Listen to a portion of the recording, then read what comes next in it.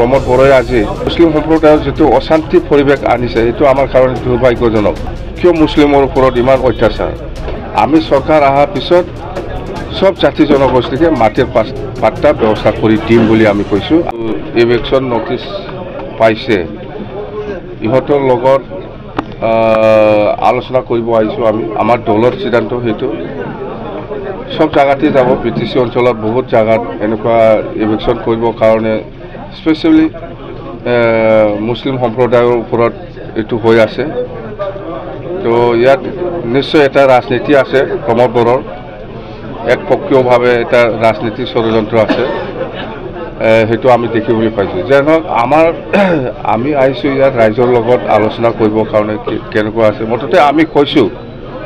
যে 2003 চনৰ 10 ফেব্ৰুৱাৰীলৈকে যিসকল আছে সবে ব্ৰিটিছৰ বাসিন্দা আপোনালোকে একো চিন্তা কৰিব নালাগে যদি ইলেকশ্যন কৰে তেতিয়াহলে নেক্সট দিনাই আহি পেলাই আমি দল হিচাপে আহি পেলাই আপোনালোকক ইয়াত আগৰ নিচিনা বহিবৰ কাৰণে ব্যৱস্থা কৰি দিম বুলি আমি কথা দিছো আৰু আমি সুধিছে আপোনালোকে ইয়াত ভোটাৰ হয় না নহয় আমি সুধিছো ইহঁতে কৈছে ইয়াৰে ভোটাৰ আমি 4বাৰ বিটিসি নিৰ্বাচনত ইলেকশ্যন দিছে এমপি ইলেকশ্যনতো ভোট দিছে এমএলএ ইলেকশ্যনতো ভোট দিছে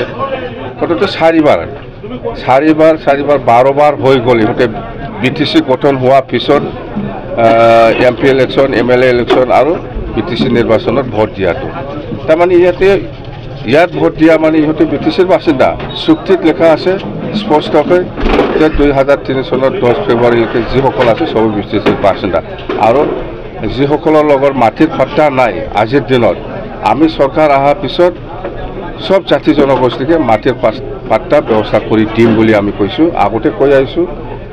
আমি যোৱা 15 বছৰত আমি দিব পৰা নাছিলো ফৰেষ্ট অঞ্চলত থকা সকলক আমি প্ৰায়োৰিটি দিছিল এতিয়া আমি চৰকাৰ আহিলে ফৰেষ্ট হওক বা এফালে কি কয় এইটো প্লেন জায়গাতে হওক আমি সবকে মাটিৰ পাট্টা দিয়াৰ ব্যৱস্থা আমি কৰিম আৰু আমাৰ প্ৰিপাৰেচন আছে মাটি জৰীপ কৰি পেলাই মাটিৰ পাট্টা দিয়াৰ কথা দিয়া আছিল আমাৰ ব্ৰিটিছে কিন্তু আমি চৰকাৰত আহিবলৈ সক্ষম হোৱা নাই সেইকাৰণে আমি দিব পৰা নাই কিন্তু প্ৰমোদ বৰাই আজি মততে মুছলিম সম্প্ৰদায়ৰ যেটো অশান্তি পৰিৱেশ আনিছে এটো আমাৰ কাৰণে দুৰ্ভাগ্যজনক আমি কৈছো কিয় মুছলিমৰ ওপৰত ইমান অত্যাচাৰ একপক্ষীয়ভাৱে কিয় অত্যাচাৰ এনেকুৱা চৰকাৰী মাটি বা খাস লেণ্ড বা এনেকুৱা খাস লেণ্ড বা একচনীয়া মাটি এনেকুৱা অকল মুছলিম মানুহ নাই সব জাতি জনগোষ্ঠী অলপ হলেও কম বেছি পৰিমাণে আছে বড়সকলেও আছে কম